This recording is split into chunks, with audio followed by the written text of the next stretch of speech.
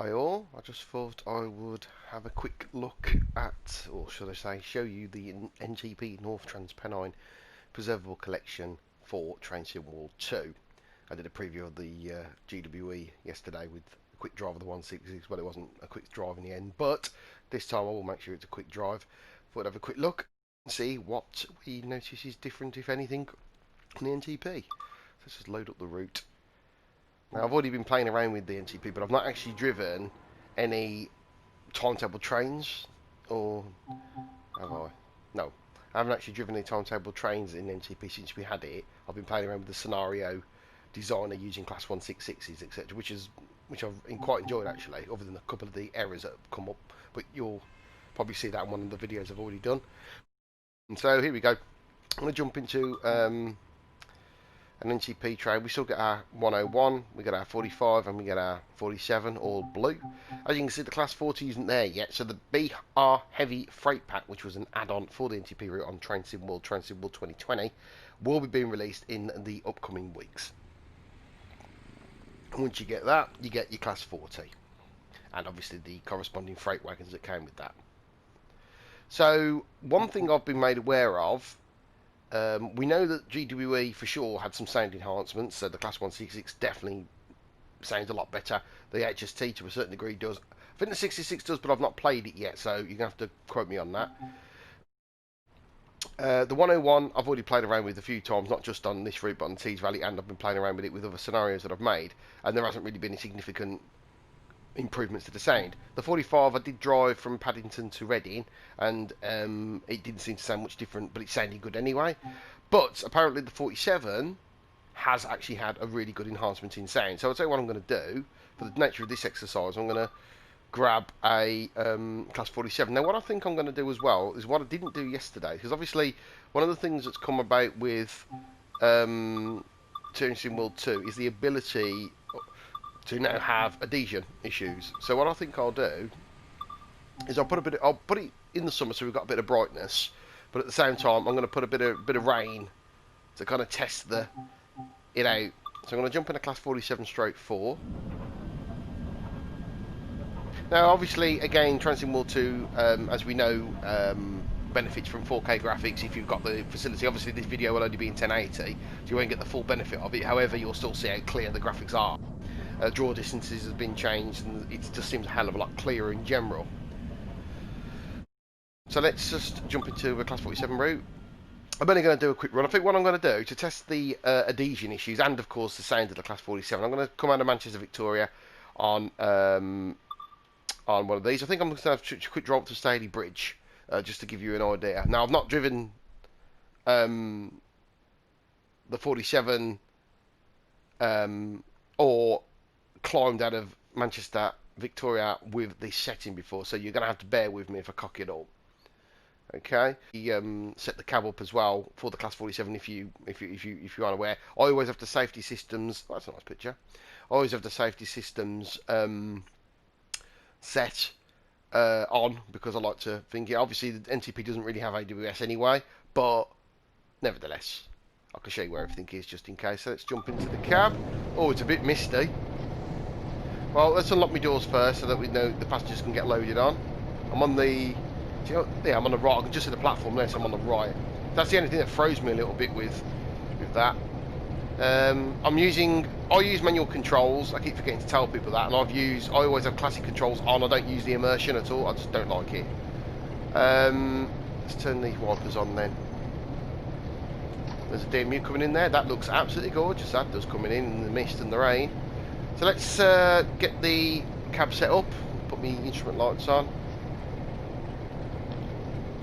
put the master key on, put myself into forward. I've got to wait till 9:49, 30 seconds, we've got a bit of time yet.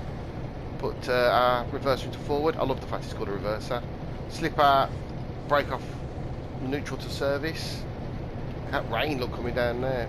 Now if you are using this on another route and you want to use the AWS, you do need to turn it all on. It's all up there, look. So what you tend to have to do is you have to unisolate it, and then you'll have to change this changeover lever from off to on. Now all locos have a box like this, but they're in different locations. Most are on the back wall, but like for instance the 45 and the Western are under the driver's seat to the left. Now when that happens, you have to acknowledge that you've done that by pressing the AWS reset switch. Now on all other trains of the older generation, they are a dome, but in this it's a little button stuck in the desk. I'm going to turn my cab light back off. Now I'm using the keyboard for a lot of these shortcuts, so I do apologise. If you have got a keyboard, that's L to turn your lights off, I to turn your instrument lights on and off, and H to turn on your headlights on and off. If you want to do that manually, the switches are available. The light switches are all along here. Desk light switch, marker lights, headlights, all there. Okay, if you want to do it the real way. Now I don't use the hood, so I'm going to turn it off. Well, I'm going to lock my doors, and then I'm going to get off. Now obviously I'm using classic controls, so people who don't use the classic controls or immersion, obviously whatever equivalent it is, and I don't know what that is. I suppose I should really learn so that I could teach you, but I don't like using the new immersion mode. I just don't like it at all. I like driving the train with the manual controls, more realistic. Now as obviously we're going to expect a bit of wetness, I don't think I'll open this up too much. Just testing the water here. Oh, we're moving, so that's something, I suppose. Now the amps, obviously because it's a diesel electric locomotive, we rely on amps. So obviously this bit here, I don't know why I'm pointing because you can't see, but obviously you can see in the amps you've got 0 to 4 in green and 4 to 10 in yellow. Obviously yellow is the higher spectrum and the, well, you know, it's that sort of, you know, if it's getting much higher, you're not getting much power, you might end up spinning. Oh, we've left all right. To be fair, from what I can hear of the 47, it does sound pretty good. Got my green signal there, look straight up. Apologies, I can't remember all the names of these lines because I've not really studied it that much. The only thing I did study quite a lot with this route is the topography, the gradients, because obviously there is so many of them. Nice and steady coming out of Manchester, Victoria. I'm sure it's only 15. Let's have a look. Yeah.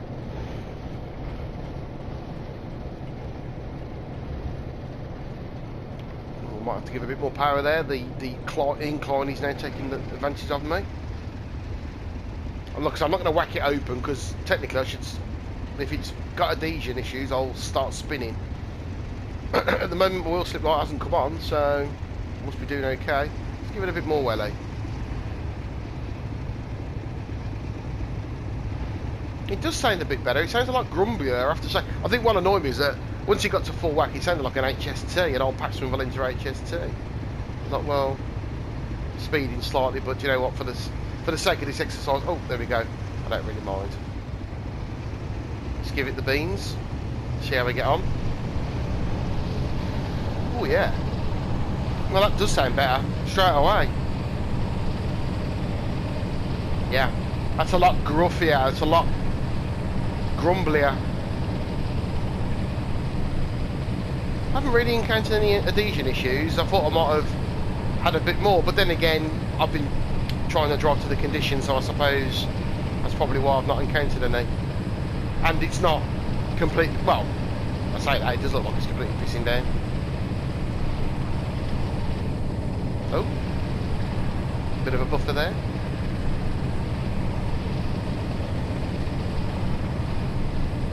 I never normally use the Class 47 because one, it was underpowered when it originally was released. They did fix the power problems there, but I just didn't like the sound on it, if I'm honest. But actually now, listening to this, I think I will use this loco a hell of a lot more. So thank you, DTJ.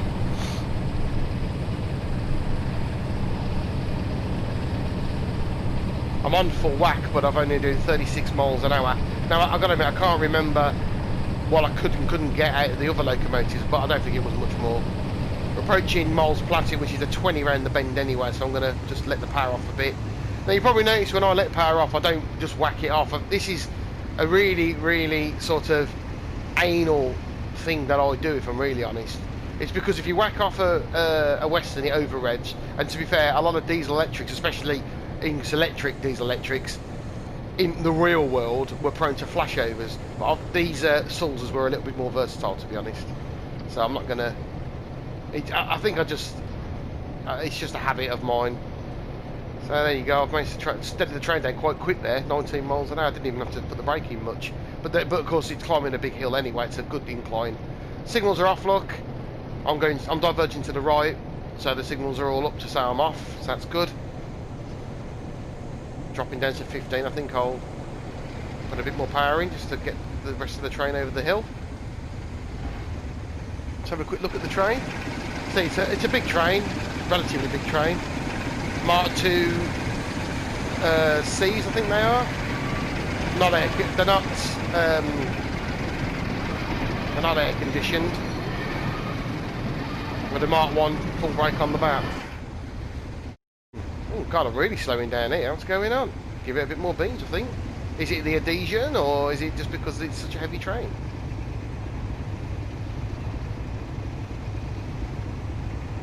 See, I like using summer in the rain. I like having that bit of brightness, but as you can see from the graphics, everything brightens up quite nicely. It'll be interesting once they start building the game for the PS5, because this is obviously the PS4 version. It's running on a PS4 Pro. Let's have a look at the frame rate. 36, but with the rain running at about 37 frames per second. So it'd be nice if they could smoothen that up a little bit. It's not, at the moment, we don't know if there's a PS5 version being built or made, but you can play the PS4 version. It's backwards compatible with the PS5, and apparently it has been previewed on one of the continental routes, a really demanding snowy one, and apparently it runs really well. So that's good to know. So perhaps when you do get your PS5 and you have to re-download it all and start all over again, you'll benefit from slightly smoother frame rate, and also obviously with the same, I assume with the same for the new Xbox. So there we go, pulling away from Miles Platin now, giving it full bore.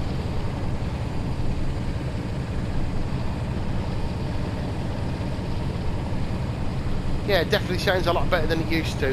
There is that squeal, but it's a lot more grindy, and it's slightly quieter as well. It doesn't completely take over the sound. You've got that grumbly, which is good.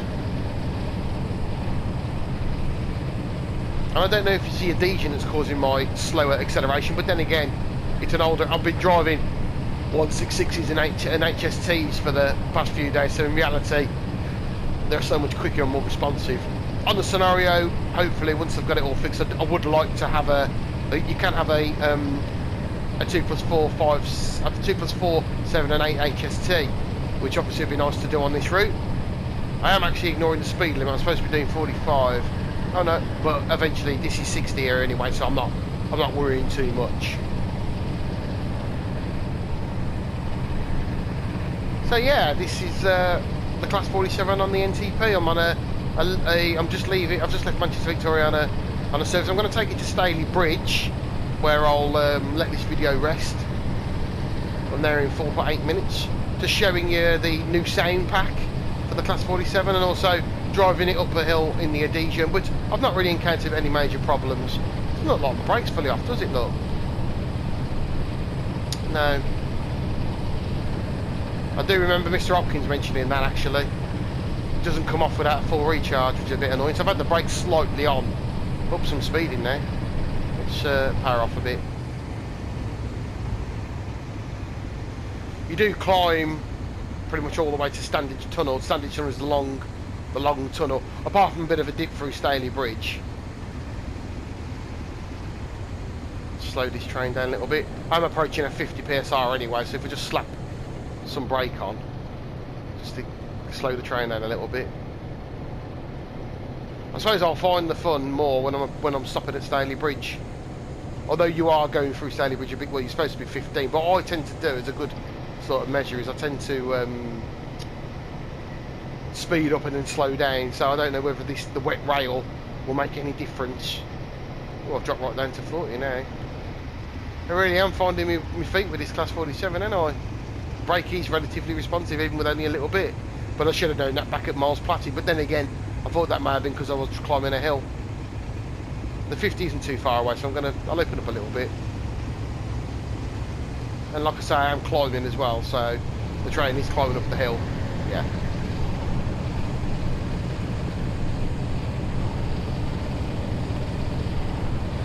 when this route first came out on TSW, I did release a gradient profile, which a lot of people found quite useful. I'll find it out and repost it on the Train Sim World UK Facebook group. If you've not joined already, get yourself over to Train Sim World UK on the Facebook group and get yourself joined.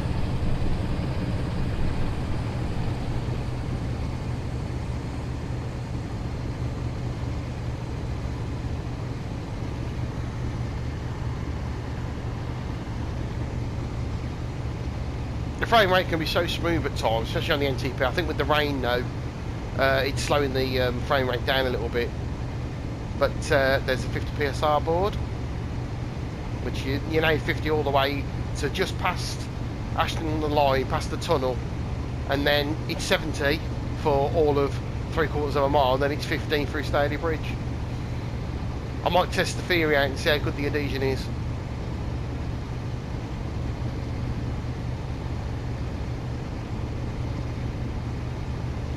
Oh. Try and see if I can find a happy medium with this power handle.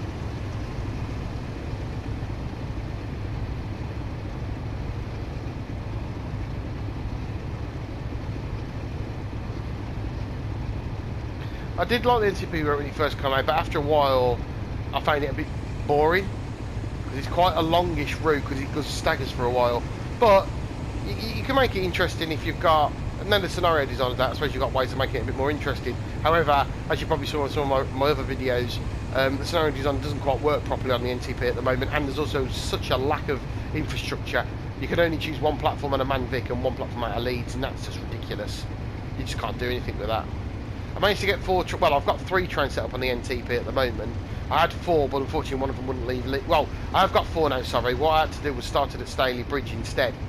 So at the moment I do have 4 trains set up on scenario design, all with class 166s. But I might substitute them for other trains, because you can go in and just change the train anyway. So it's all about playing around and dabbling with it, isn't it?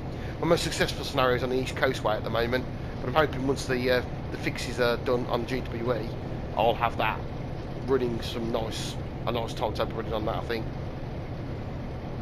It's approaching Ashton under line. I'm just slowing down slightly, so I'll just give it a slight feather with the throttle. Just climb up again, because like I say, you're constantly climbing. It's a slight bigger climb there, 175, 1 in 75. Apologies if I keep snorting. I do it by habit. I've just got this lingering, I've had it for months, I've got this lingering cold. No, it's not coronavirus, because you don't get a cold for coronavirus. Right, I'm going to open it up, because I think by the time I get up to the... Well, I don't know. Although we do start dropping again soon, don't we? No? There is a 70 mile board, I think it's here. Well, you see, I've noticed any speed that goes up, the board appears to be missing, but anything that goes down, there's a board. Now, I'm sure there would have surely been a board there to say that you can do 70. I'm sure there used to be in the old one, but I can't see it there in physical form anyway. So I'm just powering up a bit now towards Staley Bridge. It is still a climb. The chances are I won't get to 70, but I will power off again now because I've got to slow down to 15. There we go. Oh, single yellow. That means I've got a red at the end of the platform at Staley Bridge. I definitely don't want to be spadding here, do I? I definitely don't want to be hurtling in a bit too quick here. As you can see there, the old issue with the route indicator, platform indicator, is still wrong. It still says platform 2 when actually you're going to platform 1. It also does it on in the eastbound as well. As I found out when I did my quick scenario, it still says, oh, going a little bit too quick there, but I'll be fine. It still says platform 3, but you're going to platform 2. Also, when you set up a scenario with Staley Bridge, you have to put platform 3 for a westbound train, and it puts you in platform 2. Sorry, platform 3 for an eastbound train, but it does put you in platform 2, and you have to put platform 2 for a westbound train. Oh god, I'm getting confused now. Sorry, no, apologies. I'll change it. You have to put platform 3 for a Manchester bound train, but it will put you in platform 2. You have to put platform 2 for a Leeds bound train, or up towards Huddersfield and Dewsbury, but it will actually put you in platform 1. So there is still those little idiosyncrasies happening with the route. So I'm approaching Staley Bridge now. I was a little bit too quick past the board, but now I've slowed completely down. Focus on yabbering on. It is wet on the rail. I have got a red at the end of the platform, so I will be taking it steady on the hope that I don't, that if it is, the adhesion is as real as it's supposed to be, I shouldn't slide through. And I suppose it is that time of year, although it has been a bit milder this November. But we've had our fair share of rain, haven't we? So, I'm being brave here. Normally the engine pulls right up to the peg for the marker. It seems to be slowing down quite nicely. I'll let it roll. I don't want to go flying. I say I let it roll. I'm virtually rolling to a stand. These brakes are quite responsive. Right, let's draw forward a bit. Yeah, so I mean, like I say, I don't drive the 47 a lot, and I've certainly not driven it under Train Sim World 2. So I'm not used to the, and also with the technical adhesion issues, I am being a bit, I'm being a bit windy. And now I can't bloody start. There we go. So there you are. I've stopped anyway. Probably a little bit short, but I'm not bothered. 496, not too bad. Like I say, I don't use the hood, and I don't tend to. I'm not too bothered about the scoring, if I'm really honest with you. I just like playing it. So there we go. I'm at Staley Bridge. Just picked up that map there. It's a stunning looking engine, I have to say. It's a really nice looking engine. The graphics are far sharper and much clearer. You can actually look further down the platform now compared to Train Sim World 2020, and you can actually see the numbers on the platform. As you said, this is platform 1. But yeah, this is absolutely gorgeous looking engine. Well, they're all good looking, aren't they? But the wetness, actually the rail is wet, and you can see it's wet, and the ballast is wet. It's just a very nice, it's really nice looking. So there we go. That's my little preview of the Class 47 on NTP. I hope you've enjoyed that video, and I hope you enjoy the game as much as we do. Take care.